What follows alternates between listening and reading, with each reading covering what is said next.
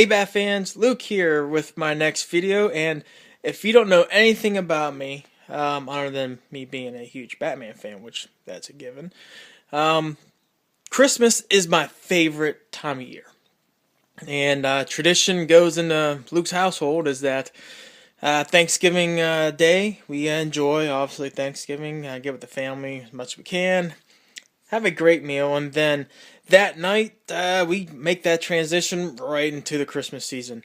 We get the trees up on on Thanksgiving night, and then the next day we actually decorate the trees, and I get the lights on outside. So this is tree number one. I got two trees. This one fully decorated, and as much as I can, my videos during the holiday season, I'm gonna go in front of the Christmas tree.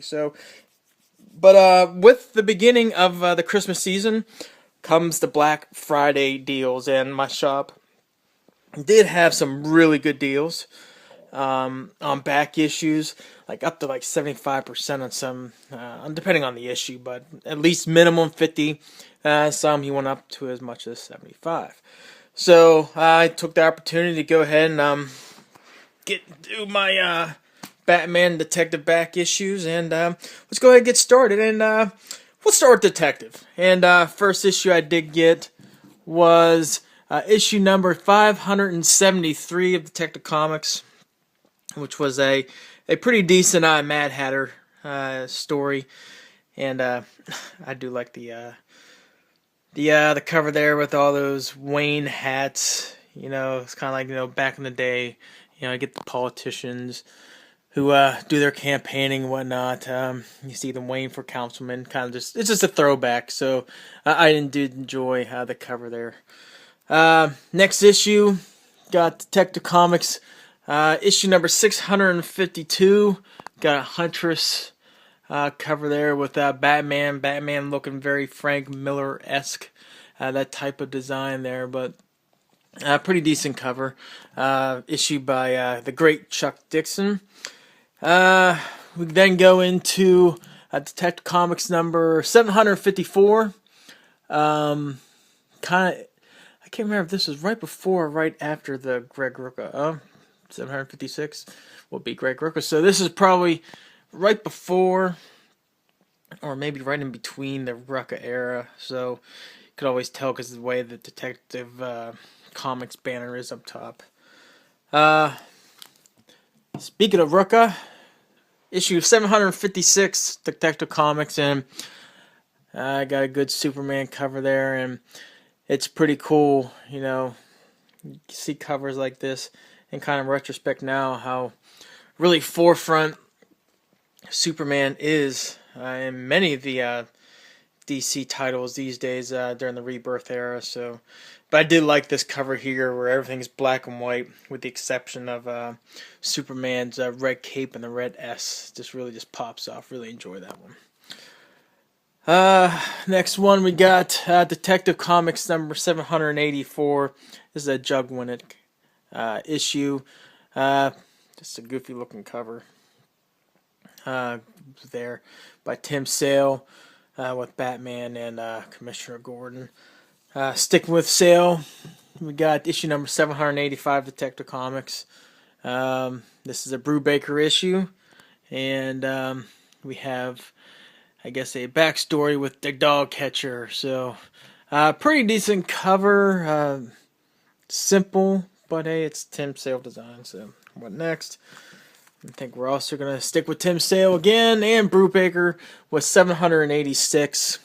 Shadow of the Bat. Ooh, interesting. Continuing with the dog catcher story. Pretty decent cover. Like that one. And lastly, for Detective Comics, this is issue 853. I believe I have issue number 1 of the What Happened to Cape Crusader. So this would technically round that out and complete that short story, which is actually a really good one. If you haven't got a chance to read the trade, definitely do so. It's a unique perspective on kind of a story that technically didn't happen. So if you read it, you'll get what I'm saying. So anyway, yeah, it's a good story. So Detective Comics 853. Alright, so let's go into the Batmans. And we'll start off with issue number 327. To be honest, it's a decent shape, this book. It has a little bit of a spine roll, but once you get into those older issues, it kind of is what it is. In addition to that, you might see some price tags on here. Obviously, I didn't pay that much. You will see some of them. So, but this one here, Batman, in Arkham Asylum. So, but yeah, it's a pretty decent cover, and I'm not gonna pass that up. Even the little spine roll, not gonna pass that up. Get my hands on that. Next, issue number 331, The Electrocutioner, which I love the Executioner, especially in the Arkham Origins games. You know how he was kind of cheesy and short-lived. I do enjoy his character, so chance to get an Electrocutioner issue, wasn't going to pass that up. Batman number 333. All I gotta say is Talia and some bare-chested Bruce Wayne Batman. Enough said. We have issue 346. This is a Two-Face story. Just look at the old design they have of Two-Face back in the day. So, pretty good condition. Had to snag this up.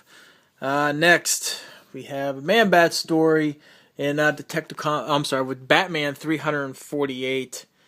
I like Man-Bat. I think he truly is a really underrated character. So most of his stories are pretty good. Even the Dark Knight story we had early on in the New 52. It was the last story of the series, and it was a different, unique take on it. But even that story, if done right, Man-Bats can have some really cool stories. Next, we have issue 352. Just wasn't one. It's just gonna just snag it up. To be honest, no real rhyme or reason to pick that one up other than it's an old one. Needed it. Next one, we have issue number 402, and I just really do like that cover. It's just the way the design of Batman's face and that, when he's beating himself up. It's just, I don't know. It's just aesthetically really appealing. I just really like the look of that cover and the Batman design there. So I wasn't going to pass that one up. Issue number 490, a Riddler story, to say the least. Really like the design of that.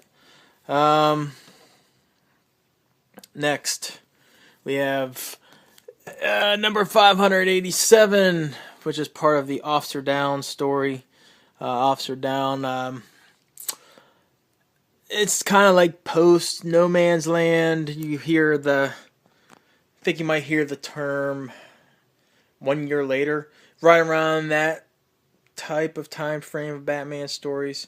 Pretty good, obviously, about Commissioner Gordon being down for the count and whatnot. Good story. Picked up the singles, why not? We have issue number 593, Brubaker with Sanctuary Part 1. Obviously, that looks got a good eyeball right there, and can't figure out whose eyeball that might be. Well, kind of just figure that out, I guess. We have 594, which turns out to be Sanctuary Part 2. Got a lens right there. Just keeping with the theme. Picked up issue number 610, part of Hush.